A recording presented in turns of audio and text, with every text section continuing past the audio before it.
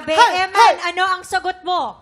Mula ba sa isang hinete o sa isang disc jockey? Ikaw ba ay sasagot na? Alam mo, Eman! Eman na!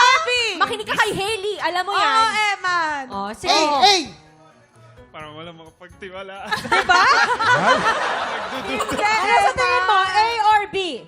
A po. Yes, disc jockey. Disc jockey. Ang sagot ni Eman ay isang club DJ o disc jockey. Ikaw ba ay kabog o sabog? Alamin na natin! 5, 4, 3, 2, 1. Sorry. Ay.